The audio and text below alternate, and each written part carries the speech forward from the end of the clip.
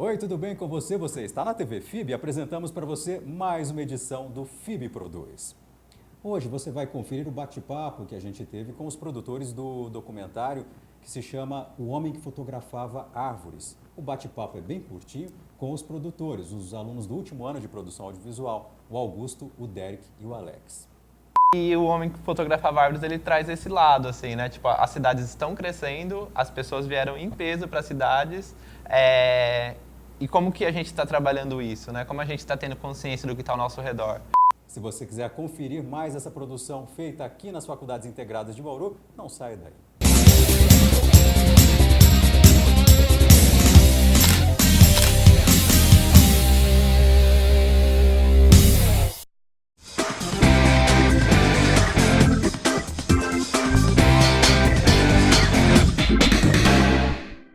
Fala galera, eu sou a Nath Graciano e esse é mais um FIB Dicas.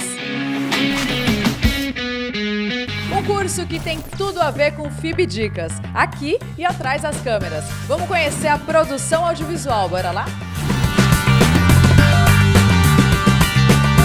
Hoje em dia todo mundo pode fazer o seu próprio vídeo, mas nem todo mundo sabe fazer um bom material, não é mesmo?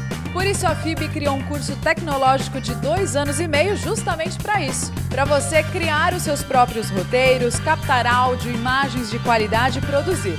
Mas gente, não é só prática não, tem teoria também. Professora, produzir vídeos é uma arte? Sem dúvida, né? E não adianta ter todo o equipamento do mundo, toda a tecnologia disponível, se não tiver um olhar treinado esteticamente, né? Então, os alunos aprendem a treinar esse olhar aqui. E não só a questão do olhar, mas também a questão do som, da audição, qualidade de som, produzir, selecionar boas trilhas para que casem com as imagens, que tenham a ver com o ritmo de cortes das imagens também. E a estética anda junto com a tecnologia, né? E a melhor maneira para aprender a teoria é ir praticando, que é exatamente o que a gente faz aqui na FIB.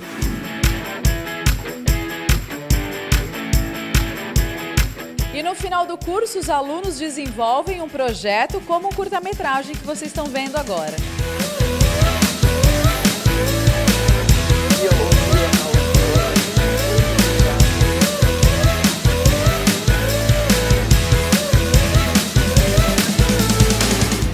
Bem legal, não? Bom, acho que a melhor coisa de estudar aqui na FIB é que os alunos estão mais ou menos no mesmo universo que você e você tem um acesso livre desde a administração e aos professores. É legal que você tem contato com coisas que normalmente você não se vê, tipo o laboratório de Mac, o estúdio em Chroma Key. Bom, aqui na FIB eu pude construir várias amizades, inclusive levar isso para a vida profissional. Estudar na FIB? Diferencial.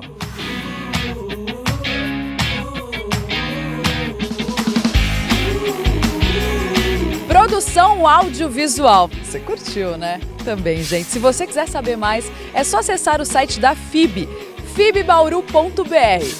É só BR mesmo, gente? É isso mesmo, produção.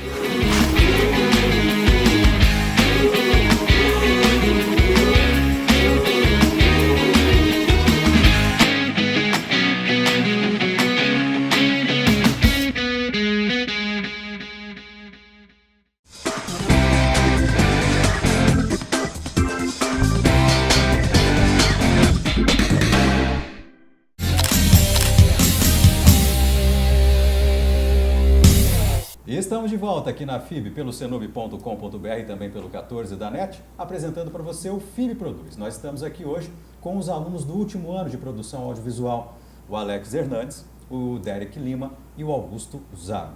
Gente, muito obrigado por terem vindo. A gente agradece. Nós vamos apresentar hoje aqui, então, um documentário de viés poético, né? Isso. Então, conta pra gente, né? Conta pro pessoal que está em casa do que se trata.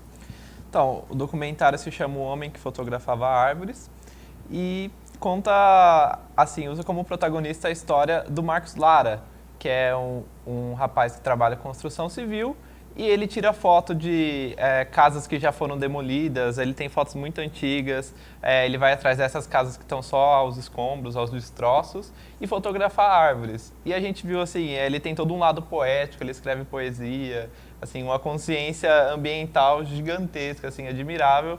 E a gente falou, pô, vamos transformar ele em protagonista da nossa história para contar essa relação dessa cidade que vai perdendo o seu patrimônio público, né? Os espaços vão sumindo. E essa cidade que está sempre em relação com a natureza, né? Tipo, o crescimento da cidade, a velocidade que a cidade opera, tudo cada vez mais rápido, em contraste com a natureza, onde tudo é calmo e tranquilo. A gente busca uma poesia aí nesse meio. Derek, onde é que vocês arranjaram essa figura? É da cidade do Augusto. Itapuí é um celeiro. É um celeiro. E eu não imaginava que pudesse ter isso. A gente nunca imagina isso, né? Mas o Augusto falou e a gente achou extremamente peculiar. Não sei se peculiar seria a palavra correta. E falou, vamos transformar isso num filme, que eu acho que tem muita coisa para tirar daí. Legal. E Alex, como é que foi então o pensamento, não é, para fazer esse documentário? Vocês estruturaram isso antes? Como é que vocês escolheram, além desse personagem, os outros, enfim? Então, eu queria emendar uma parte do que o Derek falou, que você falou que é onde encontramos essas pessoas. Eu acho que essas pessoas, elas estão em todos os lugares, aquelas meio que estão escondidas, sabe? A gente não acha elas, assim, a gente tem que meio que pensar elas. E o pensamento foi que, como que eu posso dizer? Eu quero transmitir a minha resposta para o Augusto, se eu puder. Estou um pouco nervoso, estou meio gaguejando. Tá nervoso. Não, mas assim, na hora que vocês foram pensar o trabalho, vocês estruturaram o roteiro antes? Sim, a gente pensou certinho, a gente colocou o Marcos como o pilar da história e aí pegamos outras pessoas para meio que deixar esse pilar forte, para tipo, colocar e ficar acho que condizente, tudo. E essas outras pessoas eram quem? Era uma bióloga, né? Isso. Não, Não é uma bióloga. Não. A Márcia Boisso, ela era ela é professora e também já trabalhou na Casa da Cultura e do Ensino na minha cidade. Tem o Júnior Fonseca, que ele é presidente de um projeto de ambientalista que defende as APPs, né, que são as áreas de proteção permanente. E a gente tentou elencar, assim, o Marcos, ele trazia essa parte mais poética, dessa importância mais sensível com o tema. A Márcia, ela trazia a parte do crescimento das cidades, da mudança das pessoas do campo para a cidade, e esse lado mais conscientizador do patrimônio, da nossa história que a gente precisa conservar, enquanto o Júnior Fonseca, ele trazia um lado mais ambientalista, né? Tem até uma parte que, assim, a hora que ele falou, a gente falou, nossa, é isso, que bom, né, que a gente está entrevistando ele. Que ele fala assim, né, quando acontecem as enchentes na cidade, a gente fala que foi um desastre natural, quando na verdade é um desastre humano, né? Porque, assim, não aconteceu por causa só da natureza, né? Então, o Júnior começa a falar de toda essa relação da conscientização do meio ambiente, de como a gente pode preservar a água dos nossos rios, porque eles vão para algum outro lugar depois. E, assim, retratando, né, não só aqui Bauru, Itapuí, mas, assim, uma história que eu acho que pode aplicar em várias cidades do interior, né? Como uma cidade pode crescer uma cidade pode crescer com planejamento, né? Sem tomar espaço do patrimônio, da história, de todo o espaço verde que existe na cidade. Sim, sem dúvida. E quem são os participantes, Derek? Além de vocês três? Além de nós três, tem o Lucas e o Bruno também, que contribuíram com a produção. O Lucas cuidou da parte de filmagem, o Bruno ajudou na produção de assistência, das gravações, o Alex também ajudou na produção, na captação de som, eu da montagem e da edição, o Augusto dirigiu e o Joel também mixou o som. O Joel que saiu, né? Isso. Legal. Vamos dar uma olhadinha no Homem que Fotografava Árvores. O documentário inteiro vai poder ser exibido hoje para você e daqui a pouquinho a gente volta.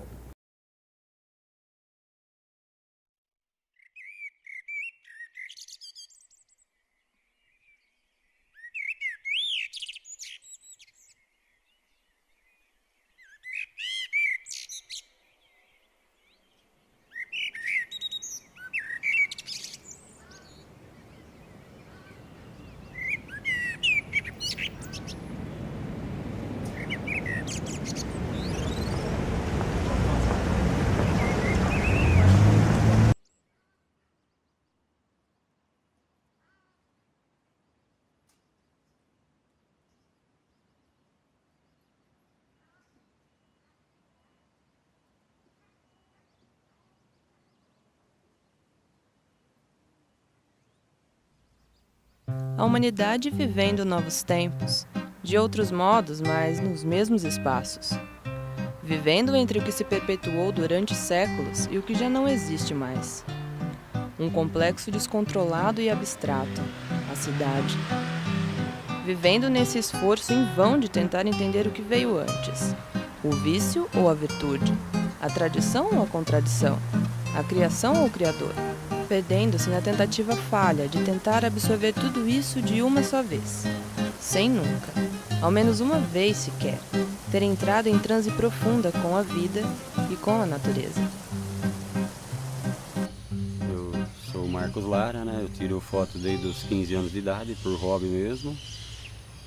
E assim, para traduzir em palavras o sentido do que é fotografar para mim seria egoísmo, né? Porque acho que tem infinitas formas de você interpretar o que é um retrato, o que é uma fotografia, né?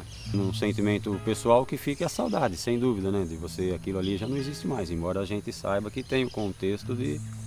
Às vezes tem coisa que tem que ser sacrificada para ser substituída, né? É inevitável até.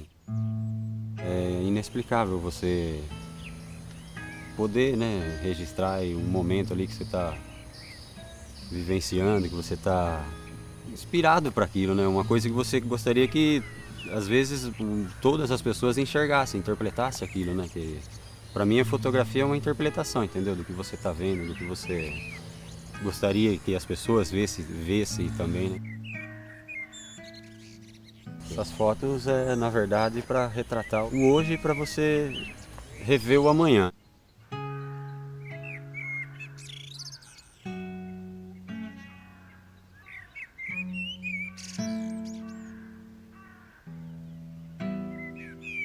Essa geração aqui, ela parece que ficou meio desorientada por desconhecer o que eu considero um privilégio nosso.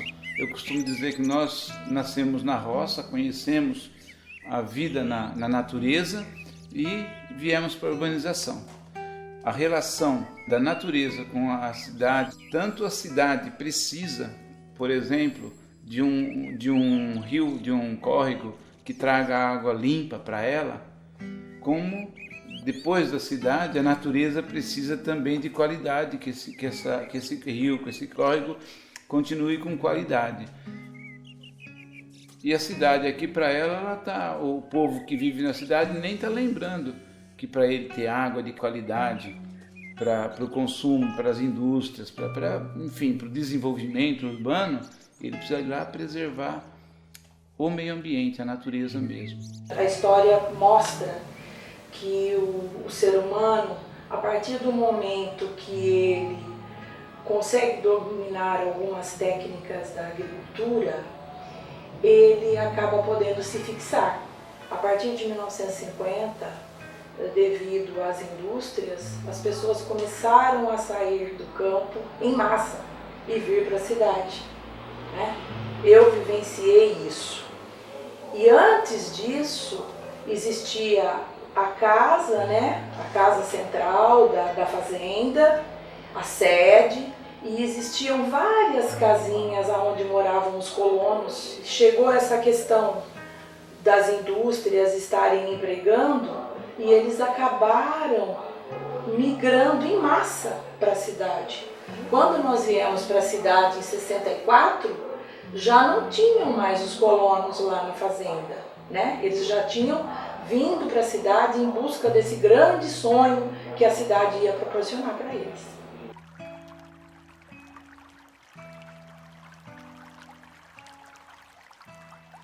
Viver. Dar um tempo, uma pausa. Respirar.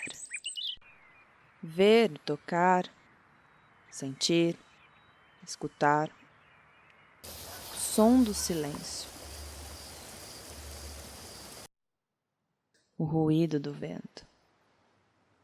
Ligação que une o passado ao presente, o homem e a natureza.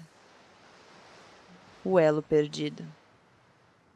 Que separa nossa tribal e moderna civilização de ancestrais que dançavam em volta da fogueira. Nossos conflitos internos, nosso caos exteriorizado, o irreal, o ego, a ambição, a maldade, a solidão. Nas estrelas, sem ninguém, em lugar nenhum. Enquanto isso, puro e indiferente, corre o rio, corre o tempo, levando junto escombros do passado, nesse velho mundo novo não compreendido que ficou para trás.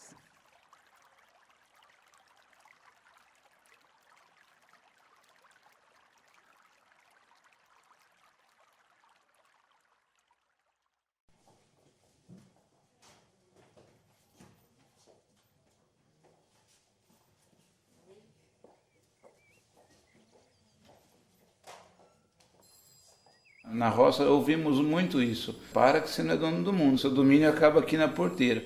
Só que o rio que ele destrói, ou que ele contamina, vai servir o próximo. E o mesmo acontece com uma empresa.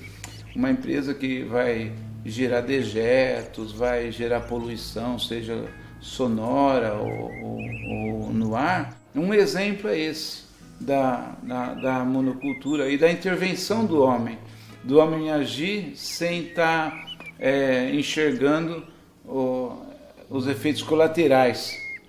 O crescimento, o progresso é inevitável, né? O crescimento das cidades, e com isso vem a questão da urbanização, substituindo o antigo pelo novo.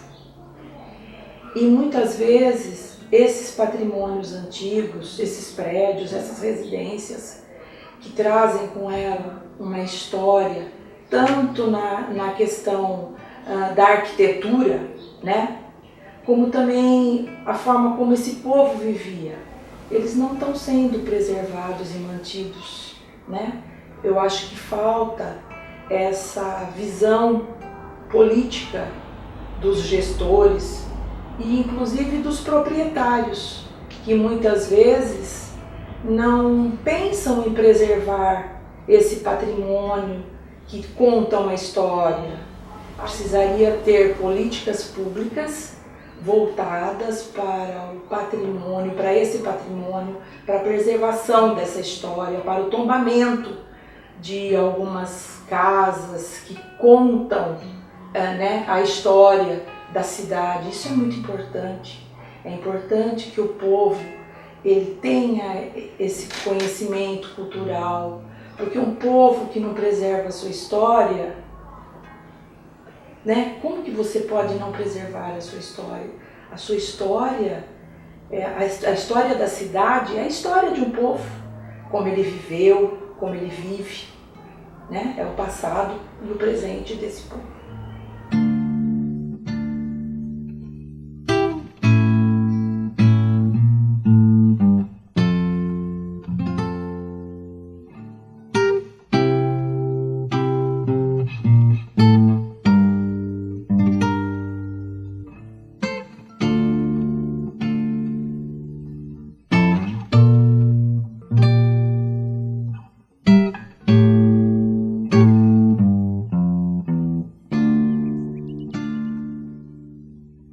Aonde a natureza se esconde? Nessa paisagem sem fim. No jardim do quintal, na calçada, na praça, nos pequenos parques, na única árvore centenária, no espaço privatizado, fora da cidade, em horizontes diferentes, em lugares distantes. Aonde a natureza se esconde?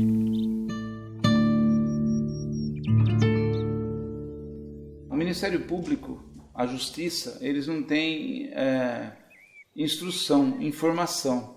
O que nós vemos hoje, uma empresa que causou um dano ambiental, receber como punição, ela deve doar 2.000 mudas de árvore para a instituição X. Doar 2.000 mudas de árvores, necessariamente, ela não vai estar recuperando o dano.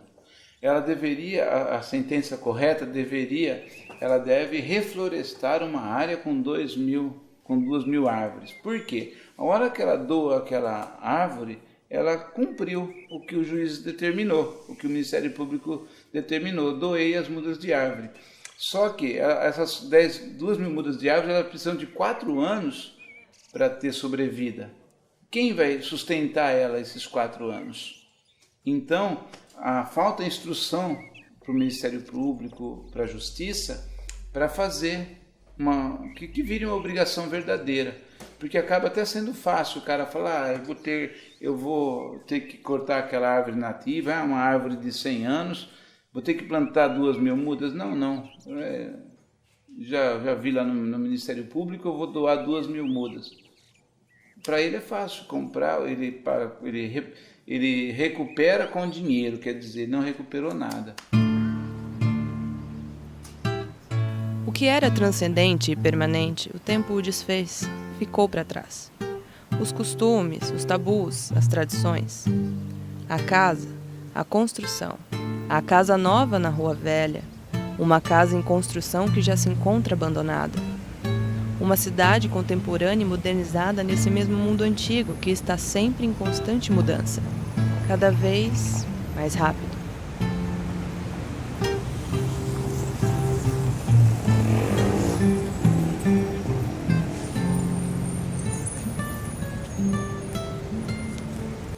Eu penso assim que há um pouco não, né? Há muito desinteresse até dos órgãos públicos e até particulares, né? De preservar até, né? Algumas moradias, até mesmo alguma árvore, né? De centenários até, que já foram até algumas assim sacrificadas e tal. Mas é de cada um, né? A gente não pode também muito esperar das pessoas o que elas não têm para dar, entendeu? A gente... mas aí você quer dizer o quê? Você vai se conformar com isso? Não é se conformar com isso. É buscar fazer o nosso melhor e não também ficar buscando inimizade, uma coisa que não vem acrescentar com aquilo que a gente está fazendo aqui, de ficar aí, né, debatendo e discutindo isso aqui. Não, vamos fazer uma proposta e mostrar o que tem de bom. Dá para fazer? Dá. Não dá? O prejuízo causado pela falta de consciência ambiental e a ganância é justamente esse. A hora que o desenvolvimento da cidade vai lá, canaliza um rio, tampa, fecha, constrói uma avenida em cima, até o dia em que vem uma chuva um pouco mais forte, cobrar o espaço dela e vai acontecer a tragédia, eles chamam de tragédia ambiental, mas tragédia humana, né? Porque de ambiental não tem nada aí, né? Porque às vezes você passa a se preocupar com problemas que são universais e o problema que está acontecendo na sua cidade, do teu lado, você acaba banalizando aquilo. Urge a necessidade de políticas públicas que priorizem a melhoria da qualidade de vida de todas as pessoas. Política é isso, é pensar no próximo, sempre estar trabalhando para que as pessoas melhorem e que estejam inseridas verdadeiramente na sociedade.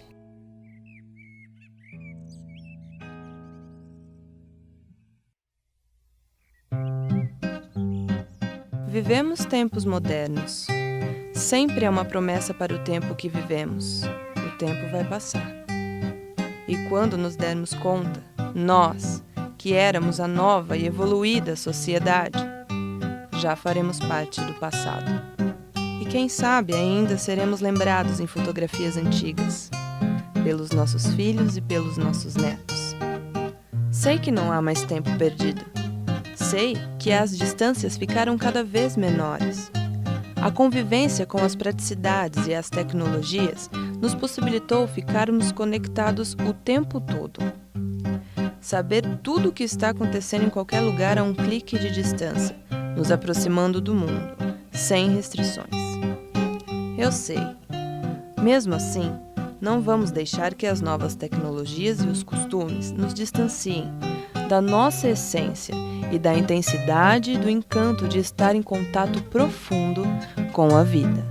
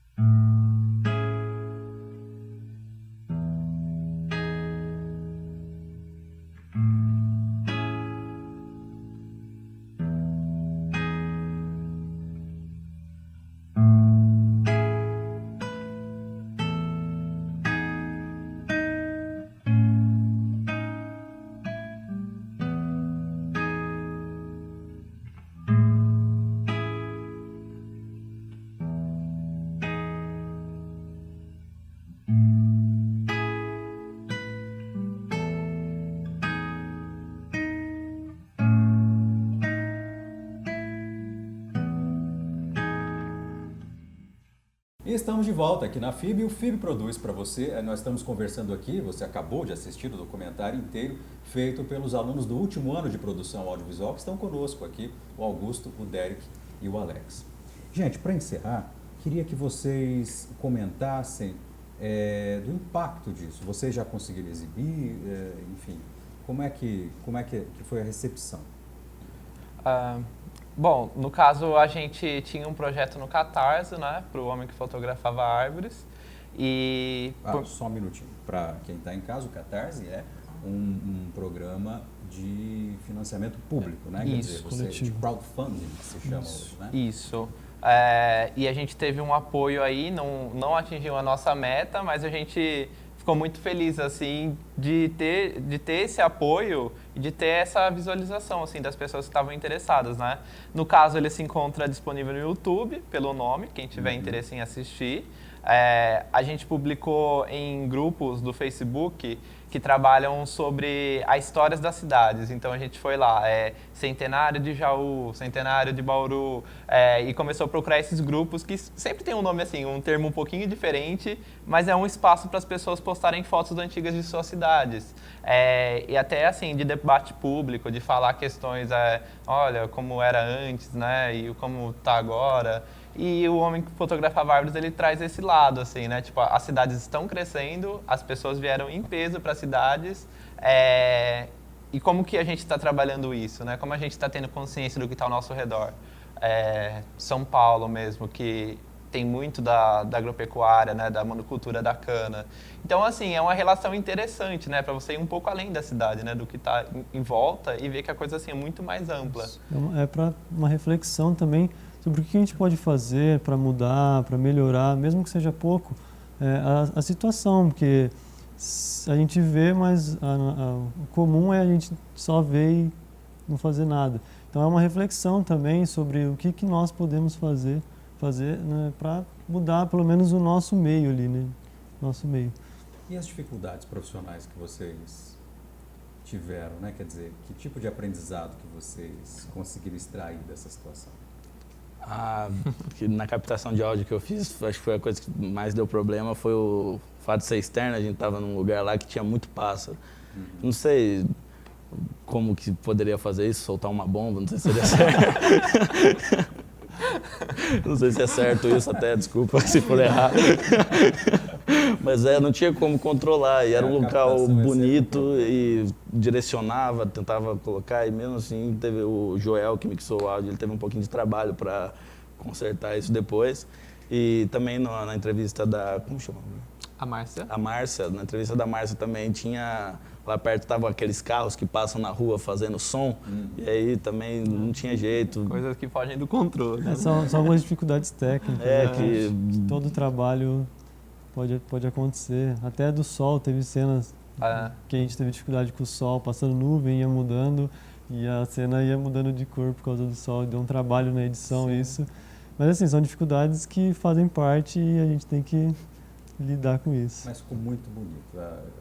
As imagens, né, assim, eu achei que ficaram muito bem feitas, muito bem captadas, achei que ficou bem bacana. Obrigado. Então, parabéns, viu? Obrigado. Tragam mais trabalhos para nós aqui. Pode deixar.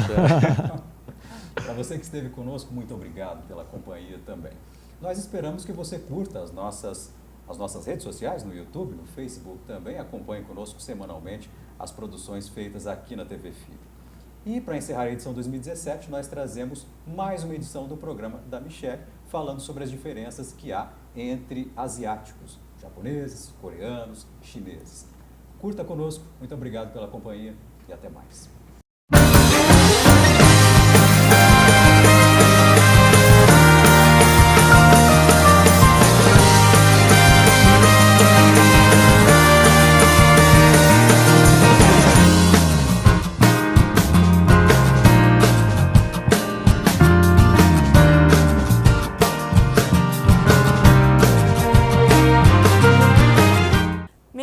Konnichiwa, Kataoka Chiem desu. Yoroshiku onegai shimasu.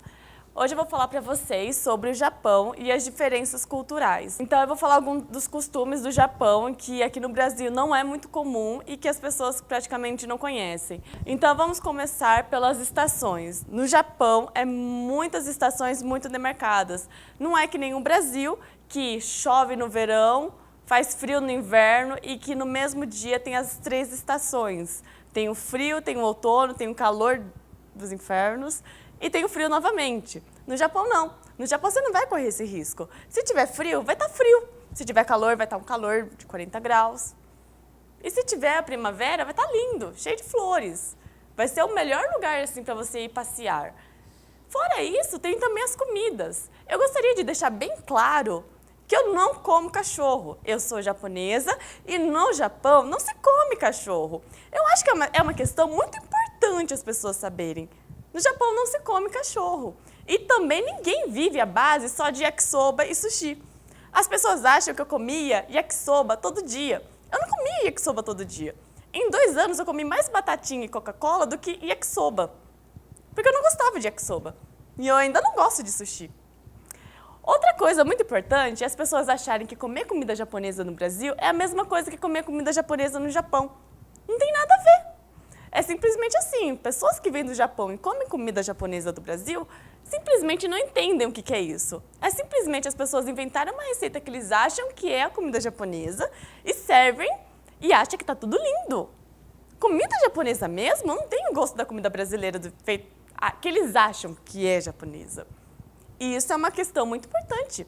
Não vá achando que você vai encontrar o yakisoba da tiazinha da esquina no Japão, porque vocês não vão encontrar. Mas se vocês quiserem uma dica do que vocês podem fazer nas suas casas, façam tonkatsu, que é uma carne de porco à parmegiana com molho agridoce. Isso sim é comida japonesa, e isso sim é gostoso. E eu gostaria de falar também sobre o que é o brasileiro no Japão. Porque brasileiro tem uma má fama em todos os lugares do mundo, só que vai para o Japão, piora. Sabe por que piora? Porque brasileiro já sofre preconceito. Daí vai lá, fica jogando lixo na esquina, fica fazendo barbaridades, fica entrando em curvas que não é para entrar, fica falando coisas que não é para entrar. Então é importante as pessoas saberem que no Japão, brasileiro passa vergonha. Por quê? Porque os brasileiros não conseguem respeitar leis. O brasileiro vê lá, plaquinha de não jogue lixo, o que o brasileiro faz? Joga lixo. No Japão tem o costume de na primavera, que é a época de abril, eles irem fazer piquenique. Daí o que o brasileiro vai fazer? Vai fazer o piquenique, só que em vez de fazer aquelas marmitinhas, aqueles obentô bonitinhos que a própria mãe fez para poder fazer o piquenique, o que eles fazem? Vão lá no Combini, que é a loja de conveniência que provavelmente tem na esquina, e vão comprar e vão colocar na marmitinha, como se tivessem feito, e vão levar. Porque era isso que a minha mãe fez na marmita da minha irmã. A minha marmita, minha mãe queimou. A minha marmita, minha mãe me deu um caraguê queimado. Na minha irmã, não. Minha irmã levou lá o prato feito. Ela comprou um negócio de obentô lá, aquela marmitinha pronta, bonitinha, colocou na marmitinha de plástico lá, cheio de desenho da minha irmã, e mandou para a escola. Tudo lindo e maravilhoso. Enquanto a minha estava lá queimada, cheio de pedacinhos queimados. Essa é a parte triste de você ser brasileiro. Brasileiro quer dar jeito em tudo. E quando você vai viajar com a escola? Você vai viajar com a escola, eles te dão uma listinha do que você tem que levar. E se você não leva alguma coisa, pode ter certeza, vai fazer falta. Isso eu lembro por causa da toalha que eu não levei. Foi triste, foi muito triste. E da calça, eu devia ter levado uma calça comprida, porque no dia que eu fui sem a calça comprida, que eu achei que eu não precisava comprar, eu estava subindo uma montanha, tinha areia voando para tudo quanto é lado, e eu fiquei cheia de furinho na perna por causa das areias. Isso foi triste. Essa é uma das curiosidades sobre uma pessoa brasileira que morou no Japão e que passou muita vergonha e que está compartilhando com vocês. Então fiquem agora com a música da Angela Aki, Tegami, que é uma das favoritas no Japão.